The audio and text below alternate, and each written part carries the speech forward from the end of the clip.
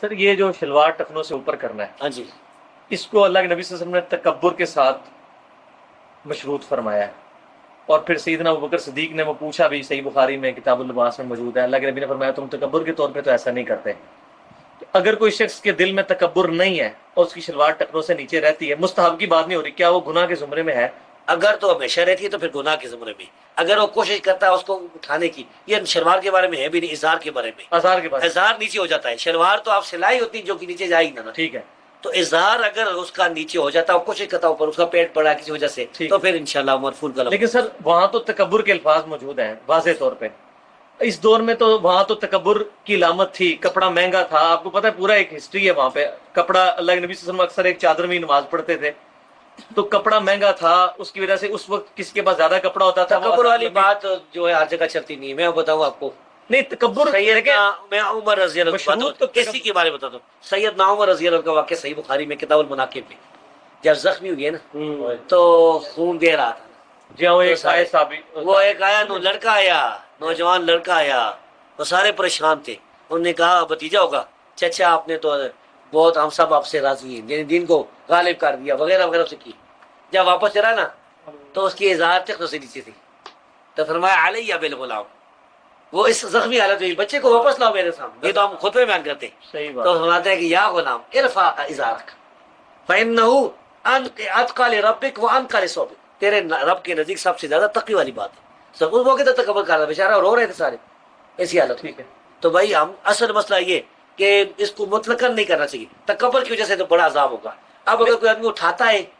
مثلا کسی کی سلوار بڑی ہے بیچارے کے اوپر کرتا ہے، پھر نیچے چلی گئی، نہیں اگر کسی کے تکبر کا شائبہ تک نہیں اس کے دماغ میں اور وہ نیچے کر رہا ہے، ہمیں وہ کیا خلاف پتہ ہے، سنت وہ ہے۔ تو اللہ کو جواب نہیں دے نہیں گا۔ میں اپنے بارے میں کرتا ہوں، نہیں تکبر ہے، یہ بھی تو ہے۔ ہاں وہ روایت سراحت نہیں وہ نہیں ہے، تکبر نہیں ہے، اس میں تکبر کا ویسے ذکر نہیں، اللہ تحت الادارہ نہیں ایک روایت سے تو ہم فیصلہ نہیں کریں گے نا، نہیں، اللہ کے نبی کی منشا تلاش بھی آتا ہے کریں، نا، منشا تلاش کریں، یعنی جی بالکل ہے، لیکن یہ ایک روایت ہے نا، نہیں میرے بھائی وہ صحیح مسلم کی روایت بھی ہے نا کہ ثلاثۃ لا یکلمھم اللہ یوم القیامۃ ولا یزکیہم ولا ینظر الیہم ولا، ٹھیک ہے بالکل ٹھیک ہے، بل مصور ظاہر، ٹھیک ہے، اس میں المسلم کا ذکر ہے۔ ہاں ٹھیک ہے۔ اس کے علاوہ نا نماز بچانا چاہیے جی، اتنی سخت اگر وعید ہے۔ متکلم جس شخص سے بات کر رہا ہے نا، اس کو پتا ہے کہ اللہ کی نبی صلی اللہ علیہ وسلم یہ کس کانٹیکسٹ میں بات کر رہے ہیں، ان کو پتا تھا، ان کے سامنے کئی دفعہ ذکر ہو چکا تھا کہ تکبر کے طور پہ، تکبر کے طور پہ بعض کا اللہ کے نبی مختصر گفتگو بھی کرتے تھے، وہ اس کو سمجھ لگ جاتی تھی کہ تکبر کے لیے بات کر رہے ہیں۔ میں ایک چھوٹی سی بات عرض کروں میری گا، کہانی شیخ ابن عثیمین رحمۃ اللہ علیہ تشریف لائے ہمارے پاس اسلامک یونیورسٹی میں، اچھا اور وہاں پر یہ بات ہوئی، شیخ صاحب شیخ ابن عثیمین رحمۃ اللہ علیہ جامعہ اسلام میں تشریف بہت بڑے لائے، ہم مجلس میں بیٹھے، اچھا تو شیخ کی عادت تھی کہ